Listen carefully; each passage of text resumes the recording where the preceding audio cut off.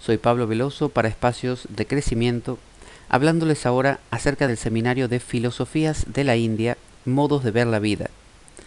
En la India existe una denominación que es Darshana, y Darshana proviene de la raíz Drishti, que significa mirada, mirar, ver, y son distintos puntos de vista acerca de la realidad. Existe este viejo cuento de que 5 o 6 ciegos se acercaron a un elefante para palparlo y decir qué forma tenía el elefante. Cada uno, según qué parte del elefante tocó, empezó a describirlo de distintas formas. Uno dijo que era como columnas porque tocaba las patas, otro dijo que era como un palito porque tocó el rabo, la cola del elefante, otro tocaba las orejas y dijo que era como un abanico,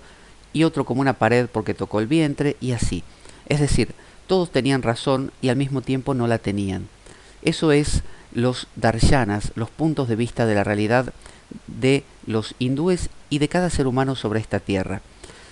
Los darshanas tienen que ver con Nyaya, Vaisheshika, Mimamsa, Vedanta, bueno, unos puntos de vista especiales. Sin embargo, en este caso, lo que vamos a tratar más que nada en este seminario son distintos enfoques de la realidad que, más allá de estos 6 darshanas, abarcan, por ejemplo, el brahmanismo, que es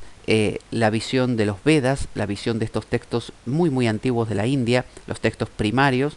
el Shaktismo, que es la corriente de adoración de lo femenino, que da origen al Tantra, por ejemplo, lo matriarcal, el Shaivismo, que es lo que se basa en Shiva, en la figura de este dios meditador, trascendente, yogi,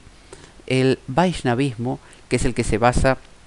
en Vishnu, la figura de, sobre todo, Krishna, Rama, que da origen al movimiento del Bhakti, de la devoción, el Tantrismo propiamente dicho, que a veces es un tantrismo Shakta, es decir, de lo femenino, y otras veces un tantrismo Shaiva, que es de la línea de Shiva, y otras veces un tantrismo Vaishnava, del amor de Radha y Krishna.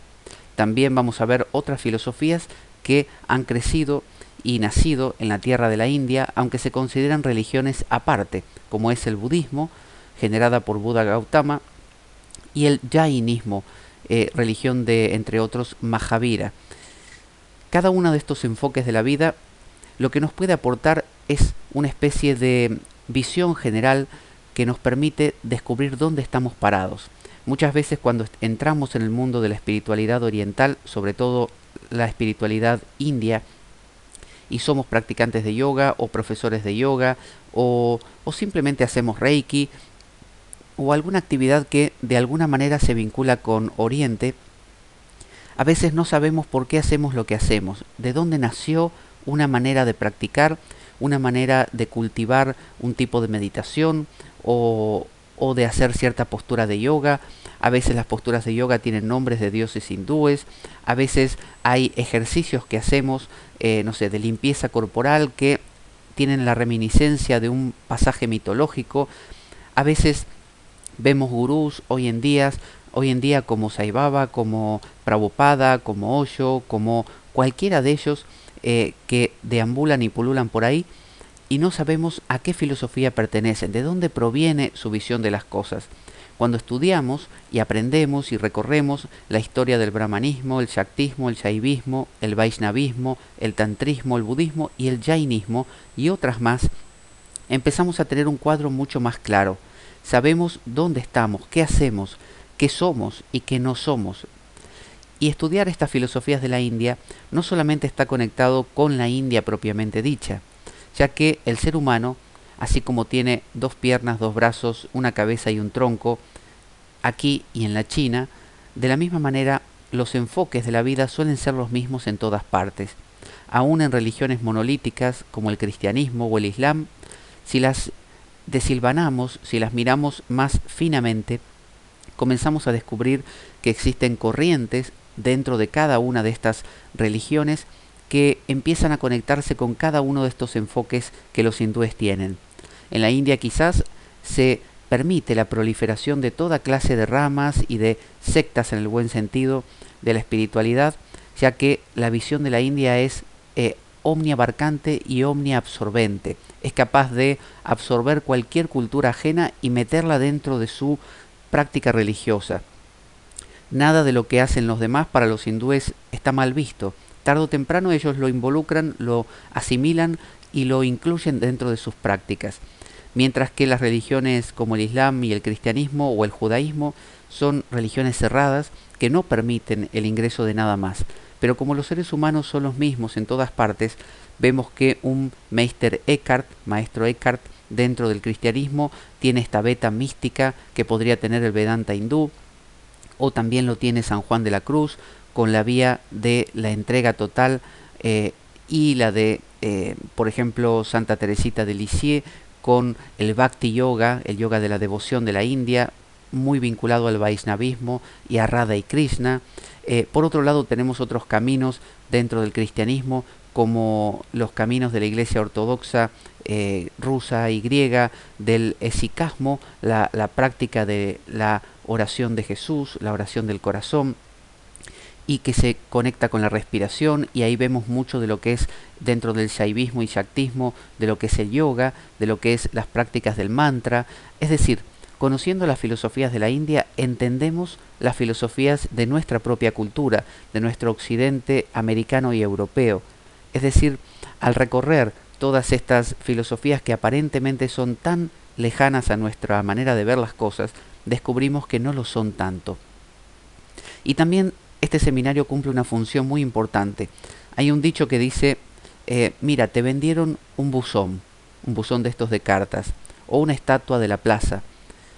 ¿Cómo te la pueden haber vendido si es un patrimonio estatal, es público? Nadie puede vender un buzón porque nadie tiene la propiedad sobre él más que el Estado, o una estatua de la plaza.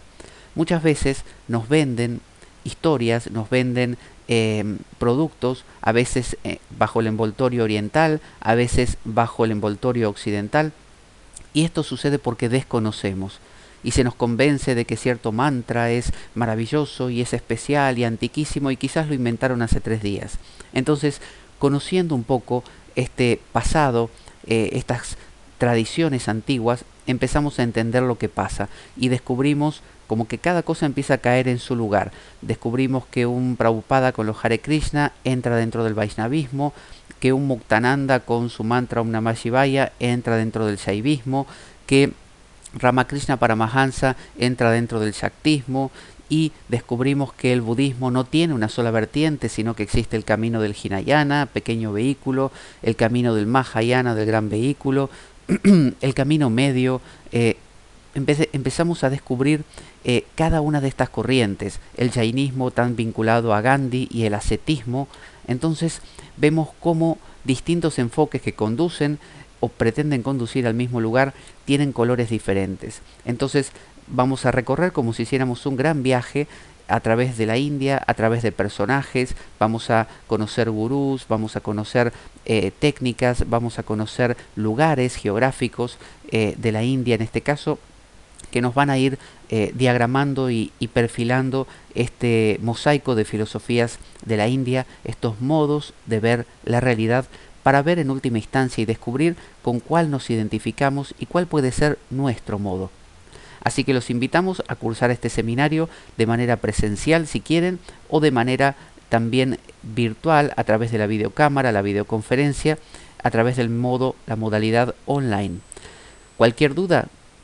conéctense o escriban a espacioscrecimiento@gmail.com y responderemos todas sus preguntas.